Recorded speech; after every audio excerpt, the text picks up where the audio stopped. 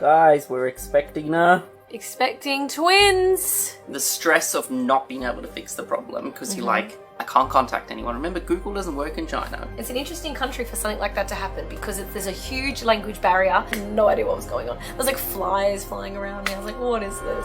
Yeah.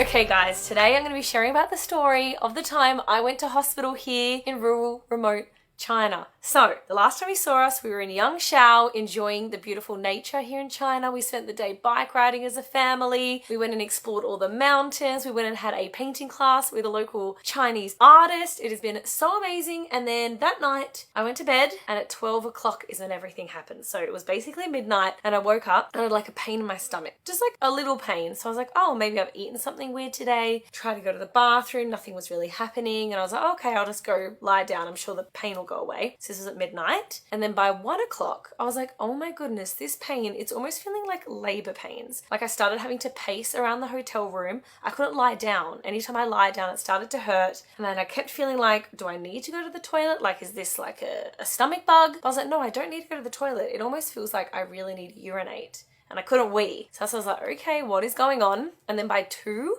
a.m. So I still hadn't woken up Stephen. So Stephen and the kids were still asleep. It's 2 a.m. So it's been 2 hours since the pain. It was like the pain kept flushing over me, just like when I was in labor with the kids and I started throwing up. And that's exactly what happened when I was in labor. I would have like waves of pain and I guess the way that my body would react to the pain was throwing up. So I was like, oh my gosh, what's going on? So I woke up Stephen. I was like, am I having a baby? Like, what is going on? I woke him up and I told him I'd been throwing up and then I ran off and threw up again. And of course, seeing as I'm throwing up, saying I had a stomach ache, Stephen's like, oh, you've got a stomach bug. It's going to be okay. So he gave me some water and I don't think he realized how in pain I was because for some reason, when I'm in a lot of pain, again, when I was having the babies, I would just close my eyes and just go into Zen mode and then I'll throw up from the pain. And that's what was happening. But because I kind of go into Zen mode, he can't tell how in pain I am. And so I think he was with me for about half an hour and then he was like, let's lie down, let's go to sleep. And then maybe in the morning we can go see a doctor if it's still really bad. So I was like, okay. So he went back to sleep. And then by 3 a.m, the pain was still so bad, but I was like, okay, if one of us is going to be staying up all night, it may as well be me and I'll just let Stephen sleep. And so I just let him be. The pain kept coming. Then by 4 a.m, I was throwing up so much pain. I was like lying on the bathroom floor, just like, what is going on? And then that's when I was like, no, I think I need to see someone right now. You know, when you're in a remote place, you're just wanting it to be the morning or be the daytime to get things sorted. But it was 4 a.m, nothing's around. It's so quiet. And so I wake up Stephen and I was like, Steve, please, you need to call an ambulance. You need to do something. And he was like, okay, let me go down and see if anyone's in the reception of the hotel. So he goes down to the reception of the hotel and then he comes back and he's like, Jess, it's pitch black down there. Nothing's down there. Okay, like, I don't know who else to call. There's no one in the hotel. I guess I'll just have to deal with it. And then I think I must have got to 5 a.m. And that's why I was like, Steve, just call the reception. See if anything happens when you call the hotel. So then he calls the hotel and then this sleepy person kind of picks up the phone and he could speak English. And he was like, oh, what's going on? He was like, my wife is in so much pain. She needs to go to the hospital. And instantly he was like, I'm the groundskeeper of the hotel. I'm going to get a driver right now. We can go in 5 minutes. I like couldn't believe how quick it all happened. So I was like, oh my gosh, this sounds amazing. But in the moment, I was in so much pain. I was like, Steve, all I want to do is go to the hospital. I wasn't nervous, anything. I was like, all I want to do is fix this pain. So we went down to the reception and then the groundskeeper was there. And then we realized the whole time he was asleep in the reception room. There was like this little cot with a little like fly net over it. And that's where he was sleeping. So that's why he picked up the phone. Stephen just never noticed him when he went down. So he was the one that took me to the hospital along with his friend who was a driver. And he was able to come in 5 minutes. So Stephen just saw me go down the stairs. I wasn't thinking, by the way. All I had with me was a plastic bag because all I thought about was what if I throw up in the van? And then I grabbed a backpack with my phone. And that was it. I forgot my passport. I didn't bring a wallet. You also need WeChat to pay in China. Didn't have WeChat on my phone. We'd been using Stephen's for the first few days that we've been in China. So I realized I had nothing on me. But at the time I wasn't thinking this. All Stephen saw was me go down the stairs with a plastic bag, a backpack with just my phone in it, thinking, yeah, I'm all packed. There was nothing in it. And I went into a random person's van and Stephen saw me drive away. And we have a blurry picture of the van because in the moment Stephen was like, I should probably try and take a picture of this number plate as Jess is driving away. I don't even know in the picture if you can see the number plate, but that's what happened. I drove away in this van. I had no idea where the hospital was, but in 10 minutes we'd arrived at a hospital. And so it was really dark, just the lights on at the hospital. I go inside and no one is there. There's this one girl sitting at like the reception area. And so I came up and they could only speak Chinese. And it was so kind. The groundskeeper of this hotel and the driver stayed with me the entire time to translate. So we went up and he translated to me that I had to pay to see a doctor. And then that's when I realized I don't have any payment issues here. And they're just seeing me and I'm in pain at the same time as well. So I'm just there holding my breath. Like, I have no money. And I don't have any ID. I have nothing on me. Luckily, they actually didn't ask my ID. They asked me for my name. So I wrote my name. I wrote Jessica Parry Valentine. And they go, that's too long. Oh, okay. So I just crossed it out and wrote Jess. So that was what I was known as, Jess. And so they signed me in as Jess and the driver just paid for me. And at the time, I had no idea how much this was coming to. He was like, I'll just pay. It's fine. So he paid for me. Then I went and spoke to a doctor and I was telling him my symptoms. I was like, I've got really bad pain. I keep throwing up. And that's when I realized he's thinking it's a stomach bug. You know, like I could just tell he's like, it's going to be gastro or something. And so I knew during the night that I was finding it hard to pee. So I just lied and I said, I haven't peed in 3 days. Like I just really, really wanted them to check my kidneys because the pain, I was like, it must be something to do with urine, seeing as I couldn't wee. So I just said that. And then he was like, okay, let me get you an ultrasound. Within 10 minutes, I was walking up these, you had to walk to another building and up these stairs. And I'm in so much pain, but like no one's assisting you. They're like, yep, you just need to walk to this other building, go up these stairs and go get an ultrasound. So I'm like, okay. So I'm like holding onto the walls of this hospital with these two guys following me the whole time, helping me, which was so nice. And I'm walking and they're just looking at me like, well, what's going on? So I'm walking along. I go into this ultrasound room. And again, the ultrasound lady comes out and she's like, I'm going to do an ultrasound now. I was like, well, this is so quick, within 10 minutes. So then I lie down on the bed and this is when I was like in so much pain. I remember I couldn't even open my eyes. I was just lying there being like, please save me.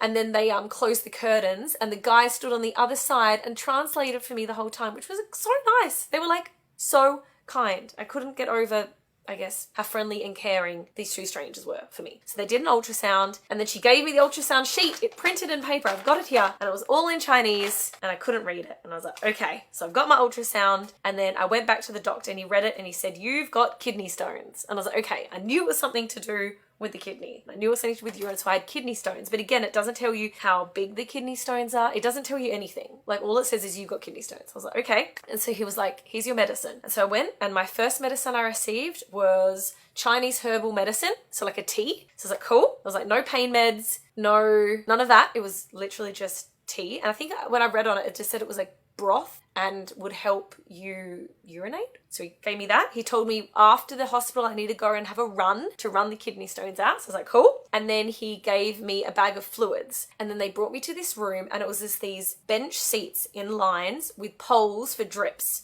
So you could have maybe 30 or 40 people at a time sitting on these bench seats just taking an IV. So I sat in the room and he was like, you're going to have this IV for 2 hours. So they attached me to this IV and that's when the driver and the groundskeeper said, we'll go and you just call us when you're ready to get picked up. So I was like, okay. So I'm sitting there by myself. There's like flies flying around. It's kind of half an indoor outdoor kind of setting of this hospital. So I'm sitting there and then I was like, oh, before you hook me up, I should try and go to the toilet. I was like, do you have a toilet? I went. The toilets, there was 3 toilets. It was all squatty potties. No soap to wash your hands and no hand sanitizer. I was like, wow, at a hospital. That was just like interesting to see what it was like. So then I went to the toilet. Again, could barely pee, but I just kept feeling like I needed to pee, which clearly was me trying to get these kidney stones out. And so then after that, I sat down in the room. They plugged me up to the little IV and I just sat in this chair and I was in so much pain. I was just sitting there like this, just like waiting to hope, because I didn't know what was in the IV. And I was like, I please hope there is some sort of pain meds in this IV. But I knew that there must have been some sort of like hydration in there, I guess. They said there was something in there to like loosen the urinary tract to help this kidney pass. So I was like, okay, that's going to be great.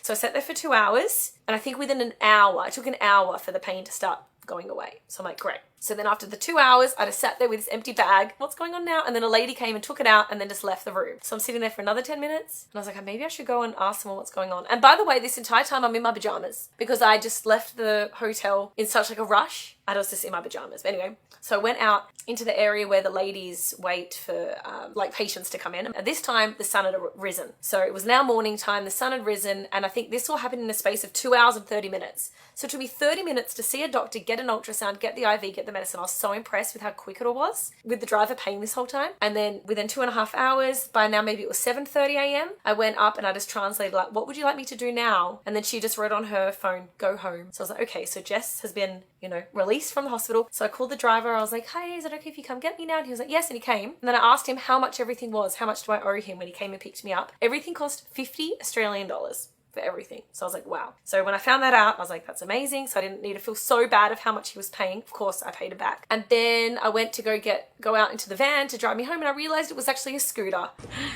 There's a hospital, and I'm jumping on a scooter to come back to the hotel. So I drove back home on the back of a scooter in my pajamas. I rock up at the hotel, and this one I was like, oh, this must just look very interesting. I just rode through the city in my pajamas on the back of a scooter to get back to the hotel. I wish I had my phone on me for that moment, but oh my gosh, I feel so tired. Oh man, but I'm back. I'm back. I walk into the hotel at 7 a.m. and there's this big group of German tourists just sitting in the lobby, just looking at me like, where has she been? She had a good night. I'm like, oh, just walking in with my backpack, in my jammies, walking back to my room. And at this time, I still hadn't passed the kidney stone. So I remember I went into the room, and then that's when the kids had woken up, and Stephen just didn't tell them what was going on. He didn't want to scare them. So I just walked in. I had no idea where I'd been. I made myself my little tea, and then the pain started again. And I was like, oh my gosh, the pain meds have already worn off. And so I was like, you know what? What helped me when I was in labor? Because this is basically like giving birth to a baby, except you're giving birth to a tiny baby, but it's coming out of such a tiny tube that it does feel like you're giving birth to a baby. Because like a kidney stone is this really sharp, almost crystallized stone that's made in your kidneys, I think. I may have this wrong. And then it goes through your urinary tract, and that's when it really hurts, because it's this sharp stone scratching like the urinary tract. And the only way you can, get the pain to be gone is if you wee out this kidney stone. I was like, okay, when I was in labor, what helped me was when I was in a hot shower. So what I did was I just put a movie on my phone, went in the hot shower, and most of my pain was in my back, left side. And so I just had hot water blasting on my back for 3 hours, and then I finally peed. And I just knew. I was like, it's gone. And then you know what I had to do after having a whole night of no sleep? I had to do a 2-hour drive in a van to a train station, and then I had to do an 8-hour train journey all the way to our next stop with 2 kids, watching 2 kids. After being in pain all night, I was like, oh my gosh, how am I going to do this travel day? Right, we've just taken a 1.5 hour drive back to Goylin, where we first kind of caught that boat ride. We've gone back to catch our train from the Goylin train station. And it's about 7.5 hour train up to the Avatar Mountains.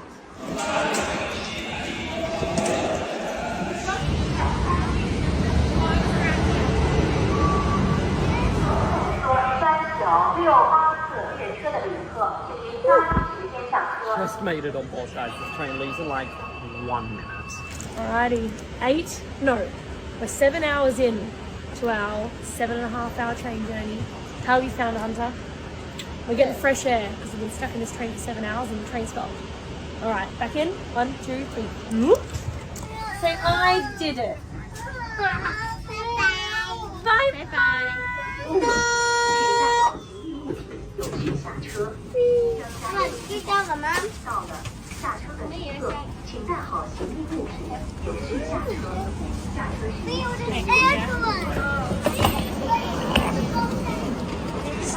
$10 p.m. We did it. We did it. You did it. Yeah, we didn't see the fire. We did it.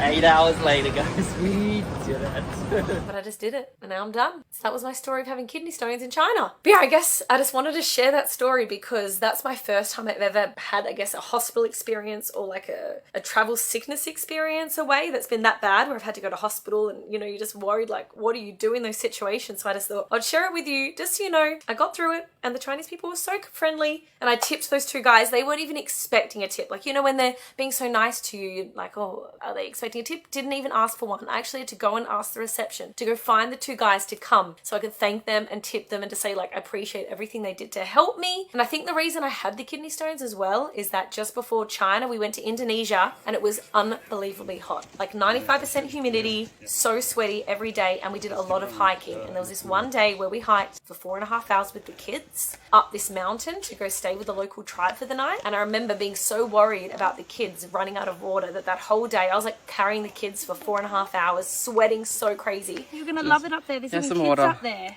Have some water, bud. Let's work up on this, so we'll both like sweat on each other. Smash it. but I would only have little sips of my water because I was so nervous that I was going to run out of water for the kids. And I think that's what created the kidney stone, because they say that if you have like, you know, if you're not drinking enough water, then you have a lot of minerals building up in your urine, right? Because it's not diluted. And so that's what can make the crystals. And I think that's what happened, because I've never had kidney stones, and that is my guess. But the moral of the story is drink water, look after yourself when you're traveling, especially in a sweaty place. And if you're in pain, listen to your body, because I could have thought, hey, this might be a gastro issue and I stayed in bed, but no, I knew it was something worse. But yeah, I hope that was interesting for you guys, and I hope you enjoyed the rest of our China series. Come sit here because they won't know. Wait, they totally know. Maybe we do need a reposition. Stevie was watching the kids and I was like, Steve, you need to come. He's on my lap right now and explain. For Christmas, wait, I want a big old Lego set, please. I know you do. I know exactly what you want for Christmas.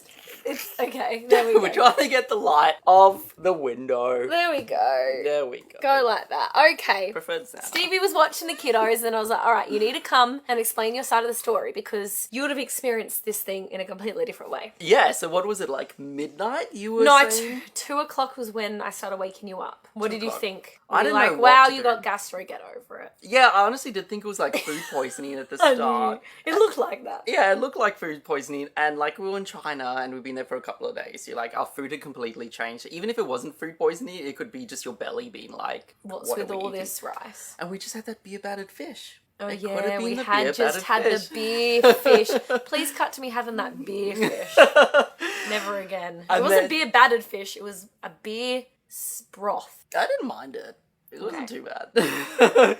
And then what was it? I was like, okay, maybe just... Because I hadn't known what you'd been dealing with up until that point. I thought like it was 2 a.m. You'd just woken up with it. So what was I thinking? Just like deal with it. Is that so bad to say? But I think True it was, though. Sometimes when it's gastro, you just got to deal you with just it. got to deal with it. But for you to have woken me up, it must have been bad. But also I was half asleep, so I wasn't sure what was going on. Because a that lot was of at 2 times you a.m. will like just deal with it in the background. Yeah, and I think it was when I woke you up at 4 a.m. Yeah, and I was that's on the when floor of the bathroom in pain, and you're like, oh, okay. I don't know going why on? we're laughing. But it was like 4 a.m. and then we were in the middle of nowhere, China. Like we were at the smallest little town, and even the smallest little town, like the hotel we were staying at, was not in the town where we had dinner. So it was like way more rural than that. It was at least a 40-minute walk into town. Which then I didn't expect how close the hospital was going to be. Came out of nowhere. So I went downstairs, and of course 4 a.m, like this is a mom and pop owned hotel, right? There was no, it wasn't like a Novotel or Hilton where there was 24/7 reception. So I think I poked my head out of the elevator and it was pitch black. So that's why you couldn't see anyone down there. Yeah, I didn't really explore too much. I like looked, I was like, obviously no one's there, so I went up to Jess. You weren't looking for anyone in a little cot. And then I think we'd wait like 5-10 minutes. Jess is like, we need to do something. Now, usually we can make phone calls, and we'd make all our international calls on Skype because you could buy local currency, So Steven's like, let's just call like the ambulance. but couldn't.